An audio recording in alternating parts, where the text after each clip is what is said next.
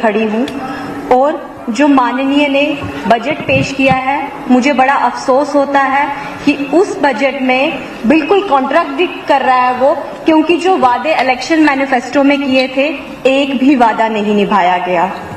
चाहे वो NRHM के नाम पे हो, चाहे वो डेली वेजेस के नाम पे हो, और तो और इसमें आम आदमी जैसा शब्द तो है ही नहीं। बड़ा अफसोस होता है, आम आदमी भी नहीं और BPL वाले भी नहीं। मुझे बड़ा अफसोस होता है, मौजूदा सरकार ने वादे तो बहुत सारे किए थे लेकिन निभाया एक भी नहीं। फ्रीबीज के नाम पे आपने महिलाओं को बहुत सारे मन लुभाने वाले वादे तो कर दिए, पर जरा ये तो बताइए हमारे जम्मू कश्मीर में कितनी ई बसेस चलती हैं, कितनी JKSRTC की बसेस चलती हैं। मैं मेरे किश्तवाड़ का हाल बता दूं साहब, तो सिर्फ एक बस चलती है जम्मू से किश्तवाड़। अब उस बस में वो कितनी महिलाओं को एकोमोडेट करेंगे, जरा इस बात पे बताइए। माननीय ने कहा कि JKSRTC की बसों में जो है महिलाओं को जो है वो सुविधा देंगे, लेकिन पहले JKSRTC डिपार्टमेंट के बस ड्राइवर्स और कंडक्टरों की तनख्वाह तो दे देते, वो बेचारे रोज हड़तालों पे बैठे होते हैं। ये तो वही बात हो गई, फर्नीचर तो ले लिया पर घर ही नहीं है। आपने 200 यूनिट के नाम पे मन को लुभाने का वादा तो कर दिया, पर ये बिजली आप जिन जगहों से ले रहे हैं उनका जिक्र तो आपने किया ही नहीं। हमारे किश्तवाड़ से बिजली ले रहे हैं, डोडा से बिजली ले रहे हैं, रामबन से बिजली ले रहे हैं। साहब ये तो वही बात हो गई, जमीनें गई हमारी, प्राकृतिक आपदा सहे हम और मुफ्त की रेवड़ियां आप बंटवाए। बड़ी गलत बात है ये। जिस सरकार से प्रभावित होकर आपने ये मन लुभाने वाला वादा किया है वो तो चली गई, कहीं उसका असर यहाँ पे भी ना हो जाए। अब बात आई टूरिज्म की।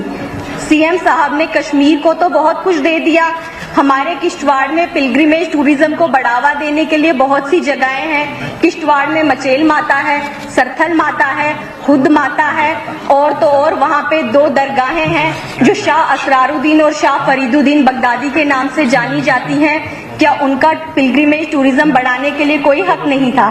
CM साहब ने उन पे तो कोई बात ही नहीं की। बड़ा अफसोस होता है।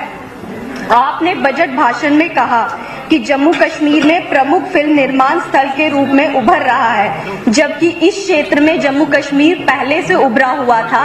अब कुछ जगहों को विस्तार देने की आवश्यकता थी, जिसमें हमारा भदरवा, हमारा किश्तवाड़ और भी अन्य इलाके शामिल किए जाते, पर अफसोस आप सिर्फ श्रीनगर तक ही सिमट कर रह गए।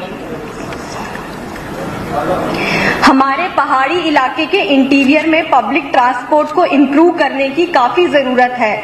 लोग मजबूर हैं खराब गाड़ियों में चढ़ने के लिए, क्योंकि सुबह और शाम घर जाने की दौड़ में लोग खराब बसों में चलते हैं और ओवरलोडिंग बढ़ी हुई होती है, जिसके चलते कई बार हादसे हो जाते हैं। इस ओवरलोडिंग को खत्म करने के लिए माननीय ने कोई बात ही नहीं की। बड़ा अफसोस होता है।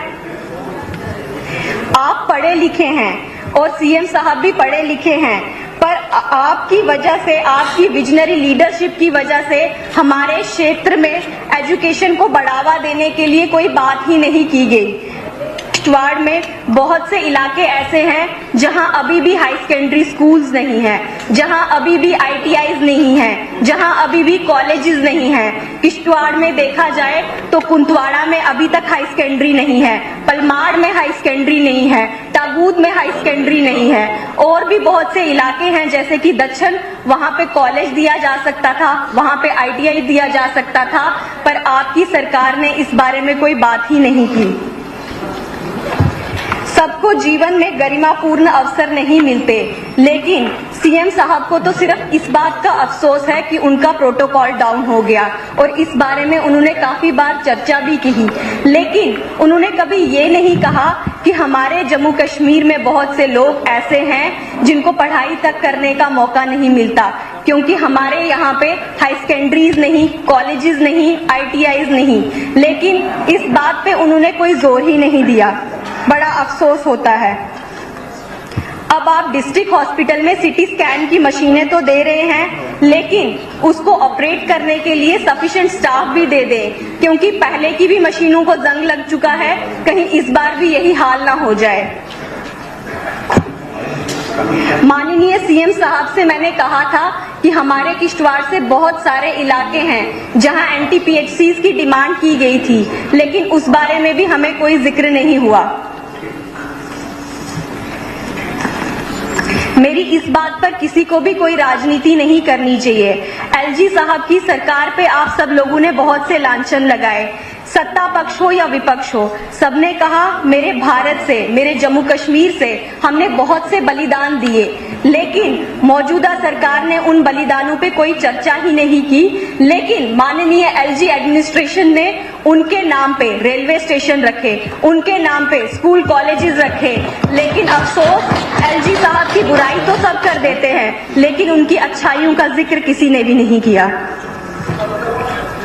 आर्टिकल 370 के नाम पे बहुत सी बातें हुई, बहुत सी चर्चाएं हुई, लेकिन मैं उन चर्चाओं पे नहीं जाऊंगी, बट ये जरूर कहूंगी this article 370 was against Dalit, was against women, was against Gorkhas, was against West Pak refugees, was against displaced person living in PoK. ये पहली बार सीएम प्रोटोकॉल नहीं मिला या डाउन हो गया तो आप चिंतित हो गए,